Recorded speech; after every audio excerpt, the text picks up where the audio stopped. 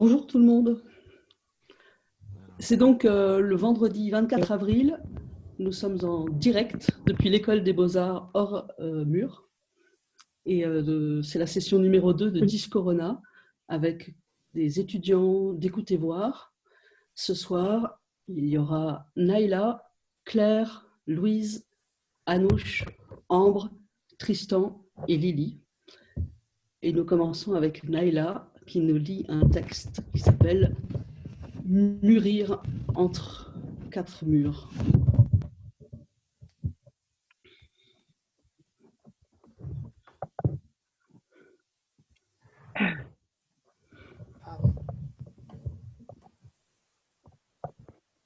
Je me vois mûrir entre quatre murs.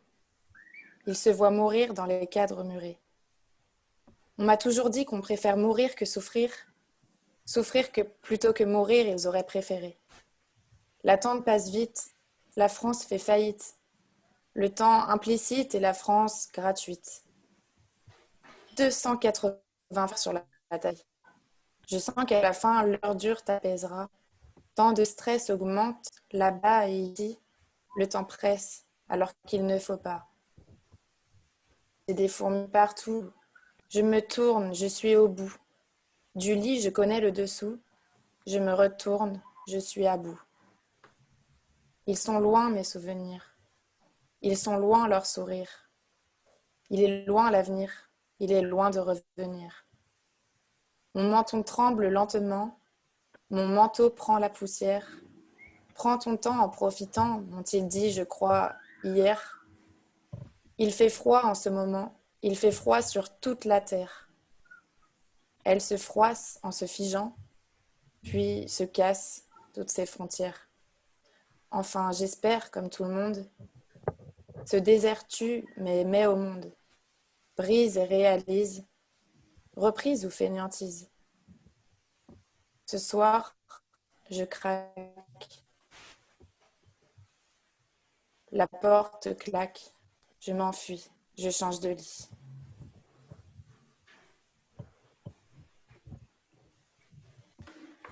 Ensuite, nous allons écouter Claire qui va nous présenter un tuto qui ne fonctionne pas.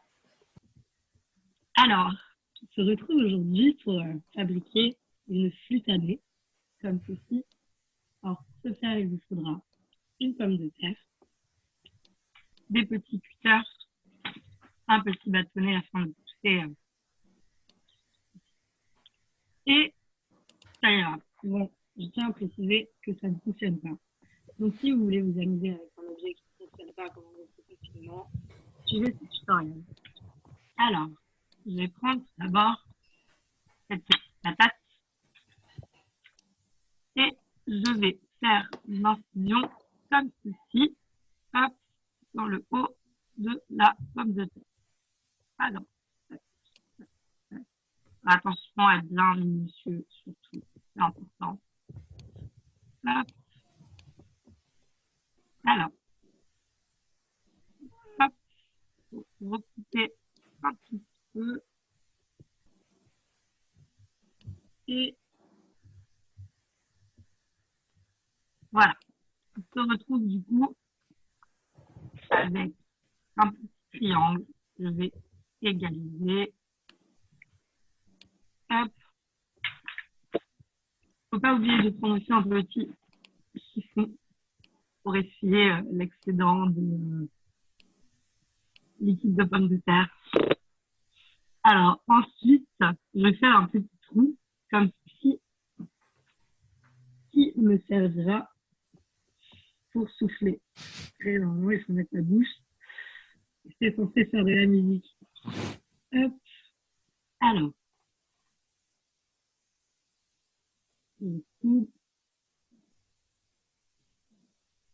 Et voilà. On retrouve avec un petit trou comme ceci. Je vais prendre la moitié de ma pomme de terre, faire une incision ici et une incision ici. Donc, comme ceci, et comme ceci. Après, je vais prendre un grand cutter parce qu'on est équipé. et essayez de retirer ceci. Hop. Et voilà, donc là, ça commence à devenir intéressant. On va faire ce petit trou, ici même, c'est délicat. Hop. Wow. Alors, il faut faire attention à passer les doigts aussi, c'est mieux. Après, on peut, c'est pas comme une flûte à bec, on a besoin de ses doigts pour en jouer, donc c'est pas très grave si on perd un doigt ou deux. Hop. Hop. Hop. Je prends ma petite baguette chinoise. Ça ne fonctionne pas. Je coupe un peu plus. Ah oui. Oh là là. Ça, c'est des sorties vivants. Et normalement, ça marche. Oui, super. Hop. Voilà, j'enlève l'excédent. Un petit peu, il est mort. C'est un échec de A à Z.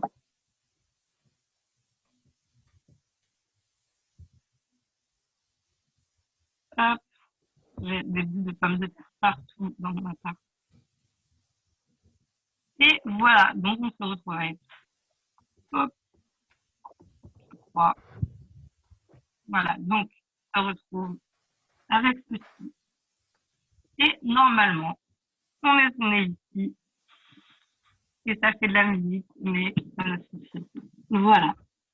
Donc pour rester dans le thème, allons voir Louis va nous faire écouter un morceau inachevé qu'elle a composé. Voilà. Merci. Oui, je vais vous faire écouter un morceau et je vais partager une photo qui va accompagner ce morceau.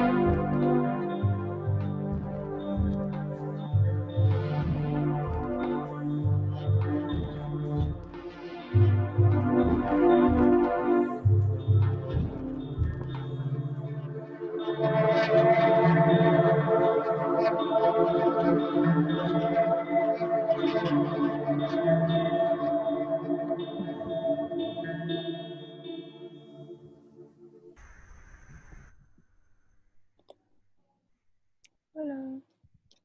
Anouche va vous présenter quelques mots.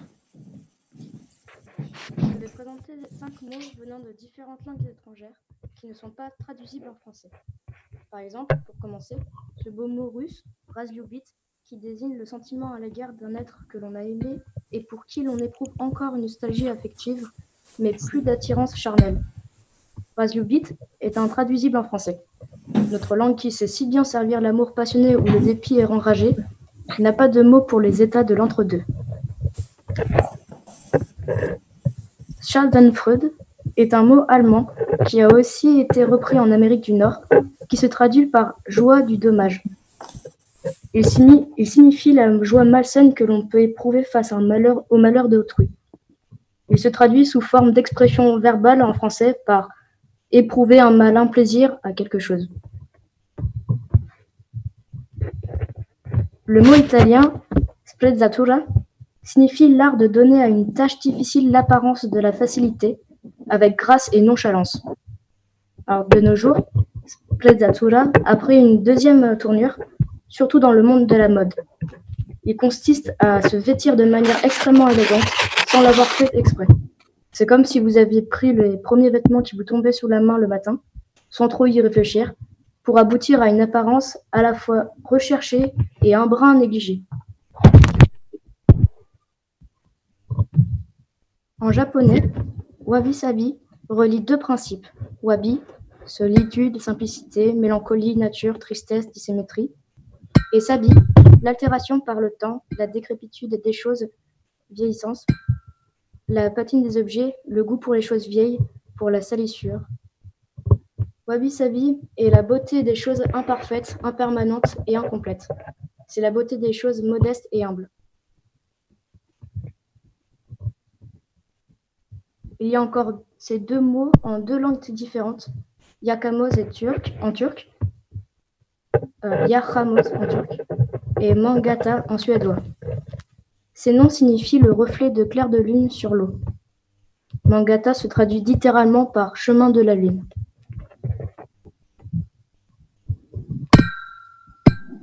Et maintenant, je vais laisser place à Ambre avec un poème de Paul Celan. Bonjour.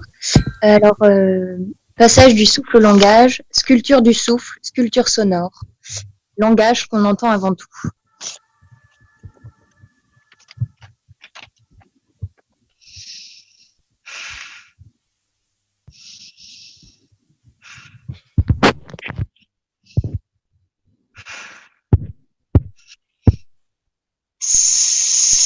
Stehen.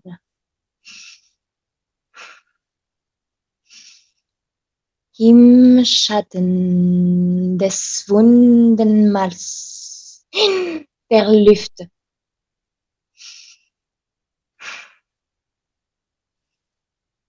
Für niemende Hühner nicht den Hühner gehandelt.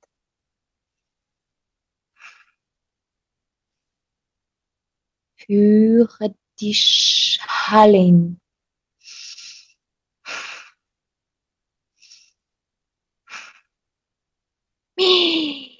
Hallen, was darin Raum hat, hohes Prasche.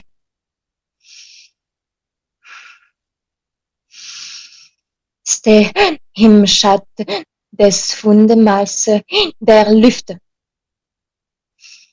Führen men hundesten Hühnerkante für die Hallen. Hallen, darin Raum hat, hohes Prasche.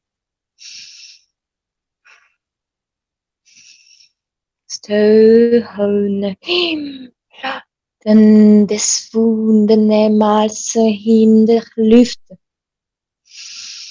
Für niemand Hunden nichts denn Hühnerkante für die Hallen. Mit allem, was darin Raum hat, hohes Prasche.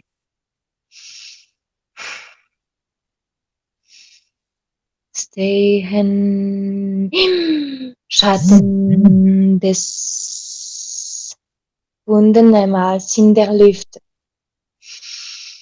Für niemand Hühn nicht stehen, Hühnerkante für die Hallen. Mit allem, was darin Raum hat, hohes Prasche.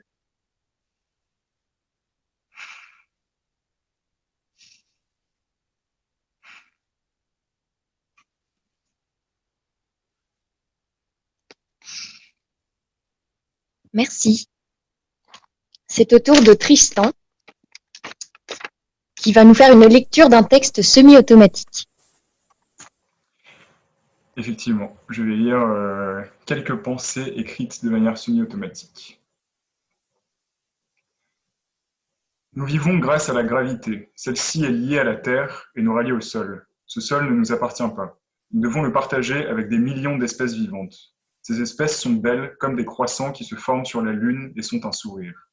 Au milieu de la nuit, je hurle car il n'y a pas assez de place pour le silence. Il est pesant. Au moins 125 kilos pressent chacun de mes poumons.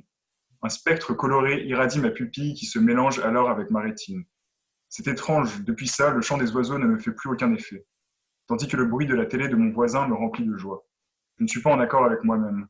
La pénombre de la vue est trop épaisse pour que je la traverse. En m'extasiant sur les bambous, j'ai éternué à cause du soleil. Une brise caresse mon visage, la douceur de l'instant me transcende. Je ne fais plus qu'un avec le siège. Une douce mélodie berce ma pensée. Beaucoup de sonorités interfèrent, mais je les accepte comme une goutte de pluie qui s'écraserait sur mon visage. La bouteille de lait est en plastique, je la réutilise pour arroser les plantes. Je ne suis qu'une personne en maillot de bain, sur un transat, écoutant une musique de barbare. J'aime les rythmes rapides, je sens mon cœur qui s'emballe. Le vent ne rentre pas à l'intérieur. Il passe seulement sur les pommes de terre qui poussent lentement et rapidement à la fois. La tuyauterie fait des bruits de glouglou incessants et mon frigo chante par-dessus. Le câble USB me reliant à l'ordinateur est rongé par les fourmis. Elles se sont installées chez moi il y a déjà une semaine. Je les accepte, mais elles commencent à prendre un peu trop leurs aises. Peut-être que cet appartement est construit sur leur fourmilière. Pourtant, c'est plus agréable d'être dehors, même s'il pleut des fois. Le soleil produit de l'effet sur les plantes. La photosynthèse est totale. Je crois que moi aussi, je me photosynthétise. J'essaie de capturer ça à travers ce vieil argentique, un Pentax, je crois, ou Lumix. Sony ne devait pas encore exister. Peut-être que oui, je ne sais pas. J'aimerais utiliser une règle pour faire ces lignes, mais il y a trop d'étapes et elle est trop rigide. La cible devant moi atteste de mon but. Aucune fléchette, aussi aimantée soit-elle, n'est au centre. Mais elles sont toutes sur la cible. Certaines n'ont pas été lancées, elles ont été placées à bout portant. Est-ce de la triche? Oui, peut-être. Ça dépend des règles. Il semblerait que la règle universelle des fléchettes soit de les lancer à distance, mais on pourrait seulement les fixer à bout portant le plus rapidement possible. Cela deviendrait alors un nouveau jeu, on créerait de nouveaux objets, de nouvelles règles. Il y aurait alors des championnats du monde de fléchettes à bout portant. Ça doit être ennuyant à regarder. Ça doit être également compliqué à filmer un tournoi de fléchettes à bout portant, car il faut trouver un angle de vue pour avoir le lanceur et la cible dans le champ, alors que la réglementation imposée par la fédération énonce une distance lanceur-cible de 30 cm. Les participants doivent être anonymes, mais ils le seront moins dans 2 ans. Les règles devront évoluer, peut-être qu'elles disparaîtront. Je l'espère. Peut-être que ce sera une nouvelle ère pour les compétitions, une ère sans règles, chacun fait ce qu'il veut. Il y aura un jury, bien entendu, mais il n'y aura pas de critères d'évaluation. Chaque jury fera sa propre note selon ses propres règles. C'est marrant. Peut-être que 2 compétiteurs ne feront pas le même sport, mais ils concourront pour le même trophée selon des critères différents. Et nous aimons les choses homogènes. Les règles se regrouperont, car les participants et les spectateurs crieront à l'injustice quand leur favori sera perdant. Tout le monde pourra participer, même les gens qui ne le veulent pas. Ils pourront y être obligés par un athlète. Mais athlète n'est plus le terme adéquat. Il n'y aura plus de terme. On pourra dire que c'est un brin ou une envie, ou peut-être même une blouse. Je recommence. 1, 2, 3, 4, 5, 6, 7, 8, 9, 10, 11, 12, 13. Le compte à rebours qui n'en est pas un peut être infini. Le rose m'entoure, il est pourtant si beau. Fait-il nécessairement un lien? Tout est unicité. N'importe quel moment, même s'il est ressemblant, est unique. C'est pourquoi quand la tasse tombe, elle ne tombe ni 2, ni 3, ni 4, ni 5, ni 6 fois. Encore un compte à rebours infini qui n'en est pas un. Mais elle tombe une seule et unique fois. Elle doit sûrement se dire pendant sa chute que jusqu'ici tout va bien. Le café va se répandre, laissant des taches sur le sol. Il ne va pas tacher l'air. L'air reste intact, du moins visuellement, durant sa chute. Il n'y aura aucune trace de la chute de la tasse dans l'air. Qu'est-ce qui peut laisser une trace de sa chute dans l'air? Un traceur? Laissera-t-il une trace rectiligne comme toutes les lignes parfaitement droites qu'il trace tout le long de sa journée? Peut-être, je dirais non. Car ce traceur a été conçu pour tracer une ligne droite, mais pas pour subir une chute et tracer en même temps. S'il avait été conçu pour tracer une ligne droite pendant une chute, oui. Mais un traceur n'ayant été conçu que pour tracer une ligne droite en étant posé et calé au sol, va peut-être tracer la plus belle ligne de chute dans les airs. Mais la réelle cause d'une ligne non rectiligne, c'est la gravité, car elle nous attire, nous, et tous les autres éléments se trouvant sur cette planète inexorablement vers le sol. Et ça, c'est beau. Bravo. Et maintenant, on va écouter une vidéo de Lydie qui va nous présenter un cadavre exquis en vidéo. Bonjour, on vous présente la balade d'une mouche à la recherche du crabe géant. Tous ces personnages ont été créés par le biais de cadavres exquis. Bonne balade.